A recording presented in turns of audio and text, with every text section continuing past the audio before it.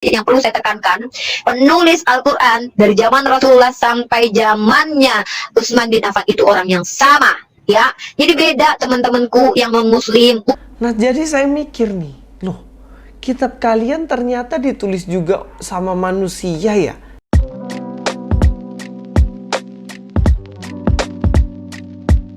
Assalamualaikum, selamat datang kembali di channel ini. Kali ini saya akan membahas kembali seorang yang membahas tentang Alkitab, namanya Umi Rifa. Nah, orang ini dia membandingkan kitabnya dengan Alkitab dan tendensinya ngejek kitabnya orang Kristen. Menurut dia kitabnya itu paling wow, sedangkan kitab Kristen tuh menurut dia.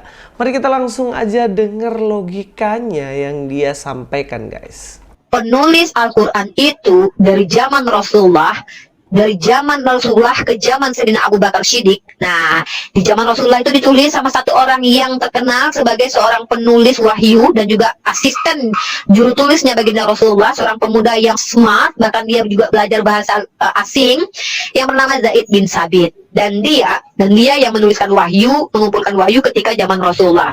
Di zaman Abu Bakar Siddiq, orang ini juga yang menuliskan Al-Quran seatas perintah khalifah pada waktu itu, ya, Abu Bakar Siddiq, dan dia yang menuliskannya. Bayangkan, penulisnya sama. Beda dengan kitab Matius, Markus, Lukas, Yohanes yang penulisnya beda-beda. Ya, jangan sama-samakan. Aku nggak sudi, ya.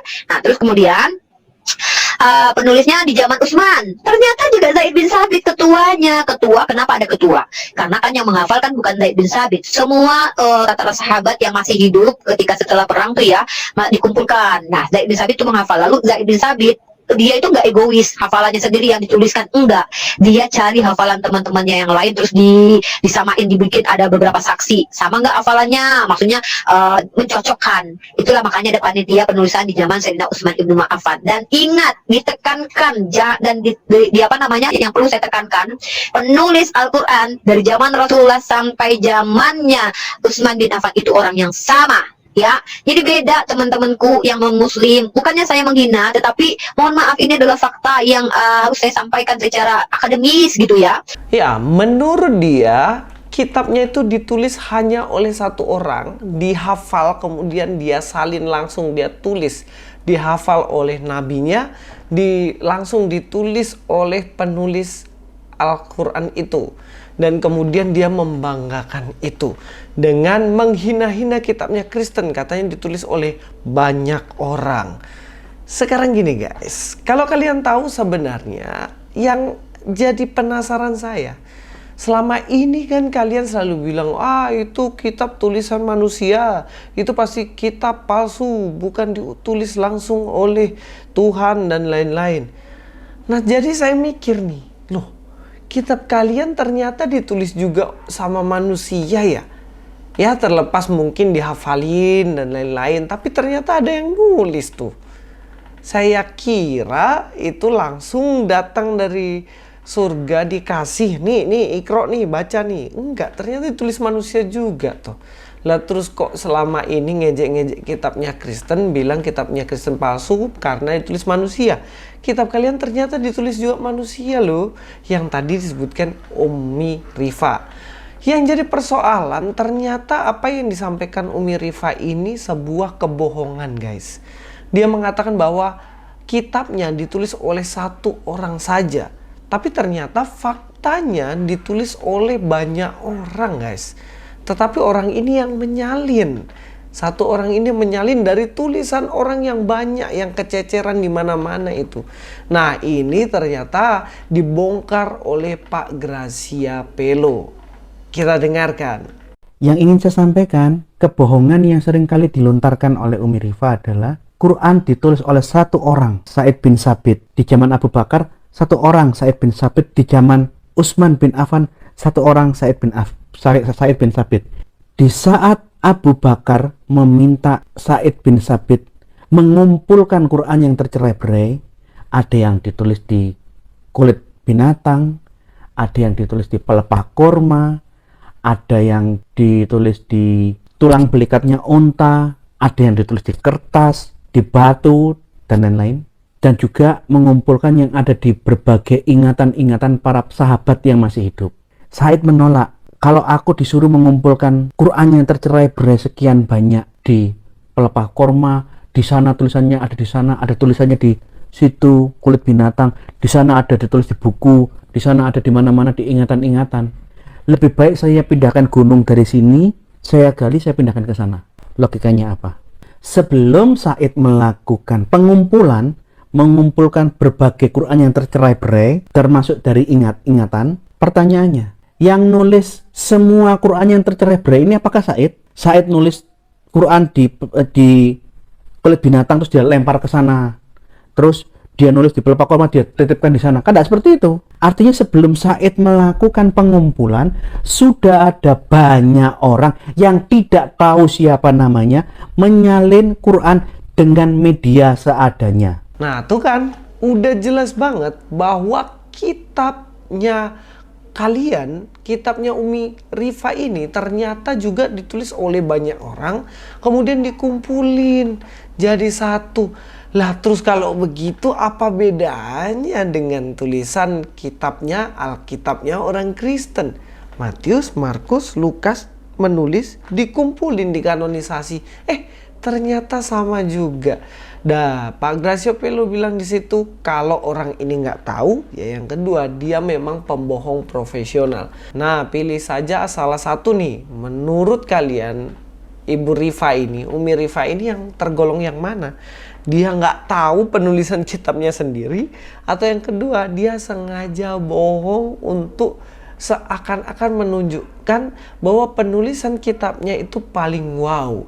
Sedangkan penulisan kitab Kristen tuh ternyata itu bohong, itu palsu. Tapi gini guys, hari ini saya sekalian juga mau menyampaikan betapa begininya Alkitabnya orang Kristen. Alkitab kita itu luar biasa. Kalau kalian tahu, Alkitabnya orang Kristen itu, Alkitabnya, Bible, itu ditulis oleh kurang lebih 40 penulis. Bayangkan, banyak banget kan? 40 penulis, orang-orang yang berbeda, tetapi isinya tidak ada yang kontradiksi. Mujizat dong, luar biasa. 40 penulis, tidak ada yang bertentangan penulisannya. Justru penulisannya berkesinambungan.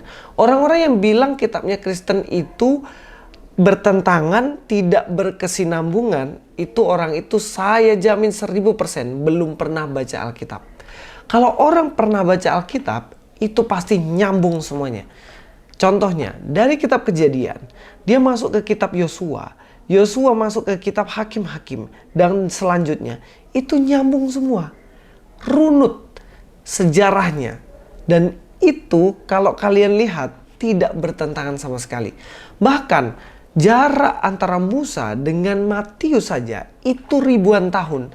Tetapi tidak ada yang bertentangan antara perkataan Musa yang ada di dalam tulisannya itu dan juga apa yang dituliskan oleh Matius. Nggak ada pertentangan. Coba kalian bikin 40 orang itu nulis tapi tidak bertentangan satu sama lain. Bisa nggak? Nggak bisa. Kalau yang nulis cuma satu doang, ya novel juga satu orang yang nulis. Iya kan? Nah, yang lebih dahsyat lagi nih guys. 40 orang ini memiliki latar belakang yang berbeda-beda. Ada yang pemungut cukai, ada yang pangeran, ada yang raja, ada yang penggembala, dan ada beberapa dengan latar belakang mereka masing-masing. Tetapi memiliki cara berpikir yang sama, memiliki tulisan yang sama, menyatakan tentang kedatangan Mesias, yaitu Yesus Kristus dan kedatangan Yesus kedua kalinya. Bahkan ada yang nelayan, ada yang berpendidikan tinggi, ada yang berpendidikannya tidak tinggi-tinggi amat. Seperti Paulus contohnya. Paulus itu ya kalau zaman sekarang udah doktor atau profesor. Tetapi Petrus dia nelayan. Tapi pemikirannya, teologinya yang ditulis, firman yang Tuhan sampaikan pada mereka, gak ada yang berbeda.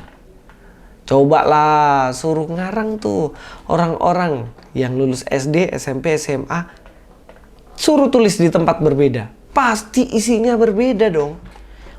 Alkitab luar biasa banget. Di tempat berbeda, tahun berbeda, tetapi tulisannya berkesinambungan. Tidak ada perbedaan. Luar biasa mana? Iya nggak?